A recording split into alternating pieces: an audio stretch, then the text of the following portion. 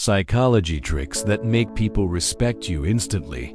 The secret most people will never know. What if I told you that the most powerful people in any room are rarely the loudest ones? What if the real secret to commanding respect has nothing to do with money, status, or even intelligence? There is a science to being respected, a psychology so precise, so deeply rooted in human behavior, that once you understand it, you will never be the same person again. And here is the unsettling part. The people who already know these secrets, they are using them on you right now, every single day. But after today, the dynamic shifts. Because today, you are on the other side. Stay with me until the very end of this, because what I reveal in the final chapter of this video is the one thing that changes absolutely everything. Most people never discover it, but you will. Let us begin. The mystery of silence. You walk into a crowded room. Conversations happening everywhere. Noise, movement, energy pulling in every direction. And then there is one person standing quietly, observing, saying almost nothing. Something about them pulls your attention. Something you cannot explain. You find yourself wondering, who are they? What are they thinking? What do they know that everyone else does not? That feeling you just had, that is the psychology of silence at work. Here is what most people will never understand about human behavior. The brain is wired to assign value to rare things. And in a world full of noise, silence has become one of the rarest things of all. When you speak constantly, when you fill every pause with words, when you rush to explain yourself before anyone even asks, your brain is broadcasting a very specific signal. A signal that says, I am uncertain. I am anxious. I need your approval to feel okay. And people feel that signal. They may not be able to name it, but they feel it. And unconsciously, they pull their respect away from you. But when you speak less, when you allow silence to exist without panicking, when you hold your words back until they are truly worth saying, something remarkable happens. People start leaning in. They start listening more carefully. They start wondering what is happening inside your mind, because the brain associates silence with control, with mystery, with depth. Think about the most powerful figures in history. Think about the leaders who shaped civilizations, the philosophers who changed the world, the artists who captured humanity's soul. Were they the loudest people in the room? Almost never. They were the ones who chose their words like a surgeon chooses their tools, precisely, carefully, only when necessary. Here is your first psychological practice. From this moment forward, before you speak, pause, not for a second. Pause for 3 full seconds. Feel the silence. Let it breathe. And then speak. You will feel uncomfortable at first. Silence feels dangerous when you are not used to it. It feels like you are losing control, but that discomfort you feel, that is actually the sound of your old self falling away, the version of you that needed to fill every gap, that needed to be heard to feel valuable. That version is dissolving, and what is emerging in its place is someone far more powerful. Practice the silence. Guard your words like they are gold, because when you do, the world will start treating them that way. The invisible prison of approval Now I want to ask you something that might be uncomfortable. How many times today have you done something to make someone else feel okay about you? How many times have you softened your words so they would not be upset? Changed your opinion because you sensed disagreement? Said sorry when you had done absolutely nothing wrong?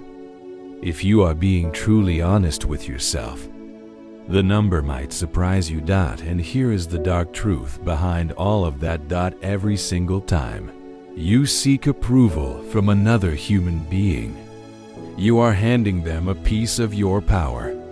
You are saying, your opinion of me matters more than my opinion of myself. And people sense this transfer of power. They sense it in your body language, in your tone, in the slight hesitation before you speak, in the way your eyes search their face for validation. And the moment they sense it, respect begins to disappear. This is not cruelty. This is just psychology. The human brain is wired to follow strength, not because people are malicious, but because for thousands of years, following strength meant survival. The brain is always asking a single subconscious question when it encounters another person. Are you a leader, or are you looking for one? When you seek approval, your brain answers that question instantly, without you even opening your mouth. So here is what you must understand. Approval seeking is not a personality trait. It is a habit. And habits can be broken. Notice the next time you are about to say, "Is that okay?" or "Sorry, but," or "I hope this is not too much to ask." Stop. Replace it. Not with arrogance, not with aggression, but with quiet, grounded certainty. Instead of, "Is this okay with you?" say, "Here is what I am thinking." Instead of, "Sorry, can I say something?" say, "I want to add something here." Feel the difference in those sentences. One is asking for permission to exist. The other assumes it has every right to be here, because it does. And the deepest work you will do in this lifetime is learning to approve yourself first, before anyone else gets the chance, before the world has rendered its verdict. Self-approval is not arrogance. It is not ego. It is the foundation of every truly respected human being who has ever walked this earth. The ancient language of the eyes, long before humans developed. Language, before words existed, before civilization. We communicated through something far more primal. We communicated through the eyes. And here is the strange, almost eerie truth.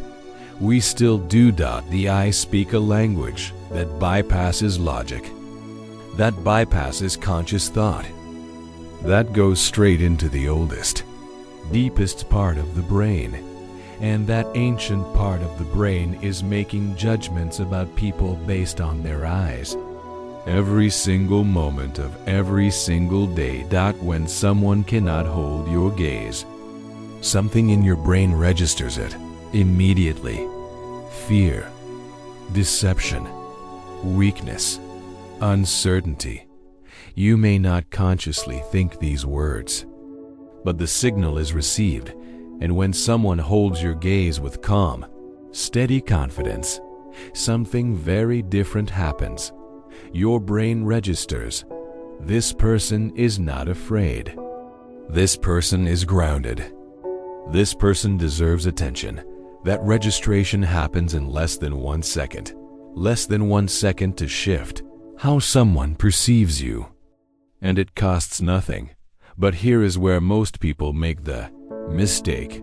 They think strong eye contact means staring, forcing, dominating, and that creates aggression, not respect.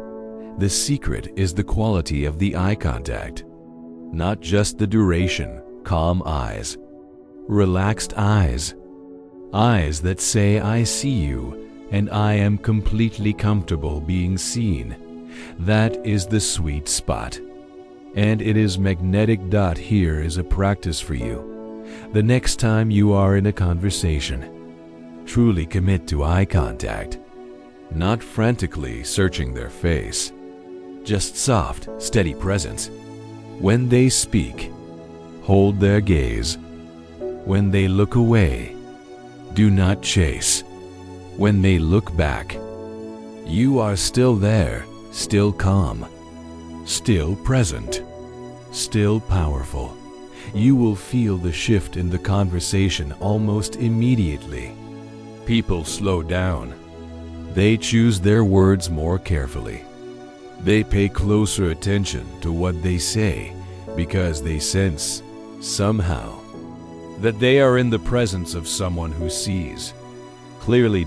And being seen clearly is one of the things human beings fear most. The power of the unexplained. There is something deeply fascinating about people who do not explain themselves, something that draws the curious mind in, something that feels almost dangerous. Think about the characters throughout history and fiction that capture our imagination most powerfully. The ones we cannot stop thinking about. The ones who occupy our minds long after we have encountered them. They almost never over-explain. They state. They act. They move on. And we are left wondering, why? What does it mean? What are they thinking? That wondering, that is attention. That is fascination. And fascination is the first cousin of respect. Now contrast that with someone who justifies every decision, who explains every choice, who gives you a 10-sentence reason for every action. Notice how quickly your interest fades. Notice how quickly you begin to sense the anxiety beneath all those words, the need to be understood, the fear of judgment. Over-explanation is a form of self-defense, and self-defense signals that there is something to defend. Strong people do not defend. They decide. Here is a simple but profound shift. The next time someone questions your decision, whether a boss, a friend, a family member, resist the urge to launch into a full explanation. Instead, breathe and say simply, "That is my decision," or "I have thought it through," or even just, "I know." And then silence. Let them sit with the unexplained. Let them wonder. Let the mystery do its work. You are not being cold. You are not being rude. You are simply demonstrating that you are secure enough in yourself, that you do not require their understanding to move forward. And that security, that is the most attractive quality a human being can possess. Here is something unsettling to consider. Every time someone provokes you, every time someone pushes your buttons or says something designed to make you react, they are testing you, not always consciously. But the test is happening, and the question the test is asking is this: are you in control of yourself? Or can I control you? Because here is the brutal psychological truth. The moment you react emotionally, the moment you raise your voice, or snap, or let anger flood your face, you have just handed the other person enormous power over you. You have shown them the button. You have shown them exactly how to destabilize you. And once someone knows where your weakness is, they will return to it again and again. But when you stay calm, when someone throws fire at you and instead of burning, you simply breathe, something extraordinary happens in the psychology of that moment. They expected impact. They expected a reaction. Their entire strategy was built around your predictable response, and instead, You give them nothing. Nothing is the most disorienting response a provocateur can receive. Because nothing means the attack did not land. Nothing means the button does not work. Nothing means I am beyond your reach. That is power. Real, deep, unshakable power. And the beautiful paradox of emotional control is this: the calmer you remain in moments of pressure, the more powerful you appear. Not because you are hiding your emotions, but because you have mastered them. Mastery of self is the oldest form of strength the world has ever known. Here is your practice. The next time someone does something that ignites the fire inside you, do not suppress it. Do not pretend it is not there. Simply pause before the fire reaches your mouth. 3 seconds. 5 seconds. 10 if you need a dot in those seconds. Take one slow breath and ask yourself, if I respond from this emotion right now, who wins? And then respond from your mind, quietly, deliberately, unhurried. Your calmness in that moment will speak louder than any words you could have shouted. The sacred art of the pause throughout human history. The most powerful communicators shared one consistent trait. They were never in a hurry, not because they were slow, but because they knew something the anxious mind does not. They knew that the pause is not empty. The pause is not wasted space between thoughts. The pause is where authority lives. Think about the greatest speeches ever delivered. The moments that moved nations. The words that echoed through centuries. They were not rapid fire. They were not rushed.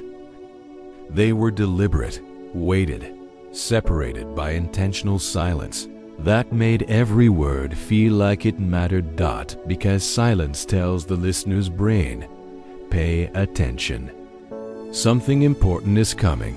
Compare that to someone who speaks at maximum speed, cramming thoughts together, leaving no space for the words to land.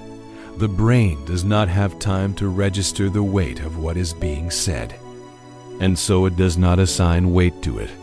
Rush communicates anxiety, and anxiety is the opposite of authority. But when you slow down, when you pause mid-sentence, when you say something powerful, and then stop and let it hang in the air, people lean in. People process. People feel the gravity of your words. And here is the truly remarkable thing. A pause makes you appear more intelligent. Not because it is deceptive, but because it is true. When you give yourself space to think before speaking, you actually speak more intelligently. You choose better words. You avoid the rambling. You say exactly what needs to be said. And then you stop. No filler words. No trailing sentences. No nervous laughter to fill the space. Just the words. And then the silence. And let me tell you something. That silence after a powerful statement is one of the most compelling things another human being can experience. Master the pause, and you will master the room.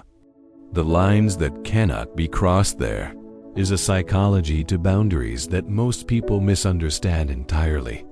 They think boundaries are about saying no, about pushing people away, about protecting yourself from the world. But boundaries are not walls. Boundaries are the clearest possible signal of self-respect. And here is the law that governs all human relationships. People will treat you exactly as well as you teach them to treat you. Read that again, because it is one of the most important truths you will ever encounter. Every time someone does something that disrespects you, and you say nothing, you are sending a message. You are teaching them that this treatment is acceptable, that you can be spoken over, interrupted, dismissed, undervalued, and they will continue. Not because they are monsters, but because you have shown them where the line is, or more accurately, you have shown them there is no line, but the moment you calmly, quietly, firmly establish a boundary, the moment you say without anger, without apology, without explanation, that is not how I will be spoken to, or let me finish, or simply, no, something shifts, not always immediately. Sometimes there is resistance. Sometimes people push back against boundaries because they have grown accustomed to their absence, but over time, the message becomes clear, and they adjust, not because you forced them, but because you respected yourself consistently enough that they had no other option. This is the deepest paradox of boundaries. The person who sets them with the least emotion, with the most quiet certainty, earns the most respect because it is not about anger. Anger is just another form of desperation. It is about dignity, quiet, unshakable, non-negotiable dignity. The trap of impression management. I want to tell you something that might genuinely disturb you. The more desperately you try to make people respect you, the more you push it away. There is a dark psychological irony at the heart of impression management. The brain of another person can sense effort. It can sense performance, not always consciously, but the subconscious reads the signals flawlessly. When someone is trying to impress you, you feel it. It makes you slightly uncomfortable. It creates a subtle but unmistakable feeling of neediness. And neediness is perhaps the single most powerful destroyer of respect in human psychology. Because neediness says, I am not enough on my own. I need your positive judgment to complete me. And the brain recoils from that, not cruelly, just instinctively. Now contrast that with someone who is simply being. No performance, no carefully constructed impression, no agenda underneath every word, just a person who knows who they are and does not need you to confirm it. That quality, that rare, almost mythical quality of genuine self-sufficiency is irresistible. People are drawn to it in a way they cannot fully explain. They describe it as confidence, as charisma, as presence. But what they are really sensing is authenticity. The profound relief of encountering someone who is actually real. Because in a world of performance, realness is the most radical thing you can offer. Stop managing impressions. Stop curating your image for the room. Simply be what you are, as completely as possible, without apology, without embellishment, and watch what happens to the respect that flows toward you. The body that speaks before you do, before you have spoken a single word in any room you enter, a verdict has already been reached about you. This is not speculation. This is one of the most well-documented findings in social psychology. Within the first few seconds of seeing you, the brain of every person in that room has already made unconscious judgments about your confidence level, your status, your emotional state, your trustworthiness, and it made those judgments entirely from your body, the way you walked through the door. Whether your shoulders were pulled back or hunched forward, whether your head was up or down, whether you moved with deliberate, calm or nervous urgency, your body is telling your story before you open your mouth. And here is the extraordinary thing about body language that most people never realize. It is not just a reflection of how you feel inside. It is a cause of how you feel inside. Research has shown that when you change your physical posture, you actually change your neurochemistry. Standing tall with open, expansive posture literally increases confidence-related hormones in your bloodstream. Your body can create the confidence that your mind has not yet found. So here is your practice. And it is deceptively simple. Before you enter any room, any meeting, any conversation, any situation that feels challenging, stand for 30 seconds in the most confident posture you can imagine. Shoulders back, head up, feet grounded, chest open. Breathing slow. Feels slightly ridiculous. That is fine. Do it anyway, and then walk in. You will feel different. And people will respond to you differently. Because the body you are carrying into that room is sending signals before you have said a single word. Make sure those signals are saying what you want them to say. Move slowly, with purpose, without urgency. Because urgency signals that you are behind, that you are catching up, that you do not quite belong here. Slowness signals something very different. Slowness says, I am exactly where I am supposed to be.